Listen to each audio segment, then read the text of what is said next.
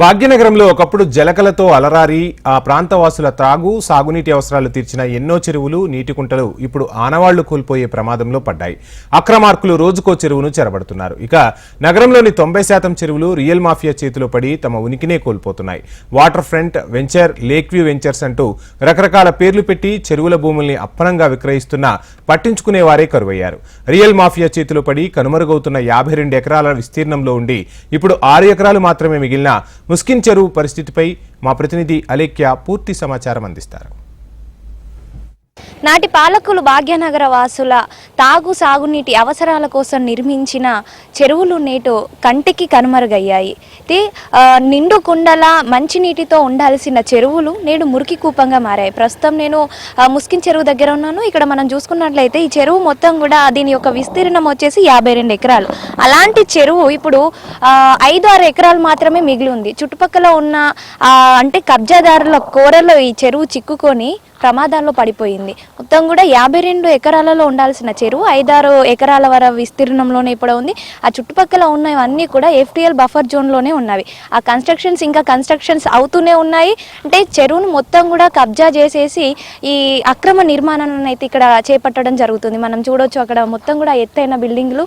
ఈ చెరువు చుట్టుపక్కల మొత్తం కూడా ఈ FTL బఫర్ జోన్లోనే ఇవన్నీ కూడా కబ్జాదారులు కబ్జా చేసేసి ఆక్రమించి ఇక్కడ ఈ చెరువు మొత్తం కూడా కబ్జా చేయడం జరిగింది. చూసుకున్నట్లయితే 52లో ఉండాల్సిన చెరువు 5 ఎకరాల్లో మాత్రం ఉంది. మళ్ళీ వర్షం వస్తే మా ఏరియాలోకి మొత్తం వరద నీరు ఇంట్లోకి వచ్చేసింది, అపార్ట్మెంట్లోకి వచ్చేసింది అని మళ్ళీ మనమే మొత్తుకుంటాం.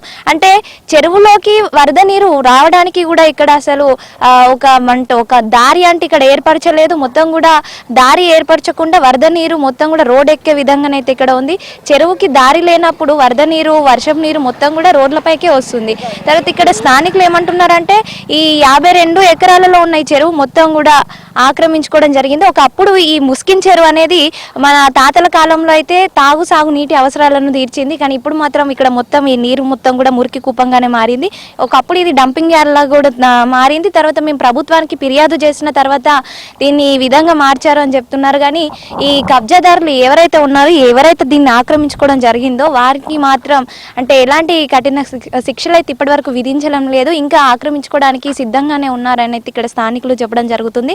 మనం కనుక ఈ చెరువుని చూసుకున్నట్లయితే 52 ఎకరాలలో ఉండాల్సింది మొత్తం ఇక్కడ చూసుకుంటే 5-6 ఎకరాలు మాత్రమే మనకి ఇక్కడ కనిపిస్తుంది. ఈ కనిపించే నీరంతా కూడా మనకి ఇక్కడ నుంచి చూడడానికి మంచి నీటిలాగానే కనిపిస్తుంది. కానీ దగ్గరికి వెళ్తే మొత్తం కూడా అది మురికి నీరుగానే ఉంది. ఇప్పుడు ఇది ప్రజల అవసరాలను తీర్చే విధంగా అయితే లేదు. మన పాలకులు అంటే మన హైదరాబాద్ మరో వాయనాడుగా మారుతుంది అనేది మనకు అనిపిస్తుంది. ఈ చుట్టుపక్కల ఉన్న ఈ కన్స్ట్రక్షన్స్ చూస్తేనే మనకు తెలుస్తుంది మొత్తం కూడా ఏ విధంగా అయితే ఇక్కడ అపార్ట్మెంట్స్ కట్టేసిండ్రు, ఏ విధంగా అయితే ఈ కన్స్ట్రక్షన్స్ చేసిండ్రు. చెరువు 52 ఎకరాలలో ఉండాల్సిన చెరువు ఎందుకు 5 ఎకరాలకు 6 ఎకరాలకు వచ్చిందో మనకి ఇక్కడ చాలా స్పష్టంగా కనిపిస్తుంది. ఇదంతా కూడా కబ్జాదారుల కోరల్లో చిక్కుకొని మొత్తం ఈ చెరువు అంతా కూడా విలవిలలాడుతోంది. ఈ ఒక్క చెరువు అనే కాదు, నేను ఉన్నది ఈ ఒక్క చెరువు దగ్గర.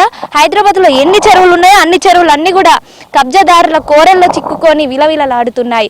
నేడు అంటే HMTV 3 నెలల నుంచి కూడా ఈ చెరువులను కాపాడే ప్రయత్నం చేస్తుంది. మా వంతు ప్రయత్నంగా మేము చేస్తున్నప్పుడు హైడ్రా అన్నిట్లోనూ దూసుకెళ్ళిపోతుంది. మరి మా వంతు ప్రయత్నం మేము చేస్తున్నాము, హైడ్రా తన వంతు బాధ్యతగా ఏం చేస్తుంది, ముస్కిన్ చెరువుని కూడా కాపాడే ప్రయత్నం చేస్తుందా లేదా అని చూడాలి. మరి కెమెరామ్యాన్ రవితో అలేఖ్య, HMTV హైదరాబాద్.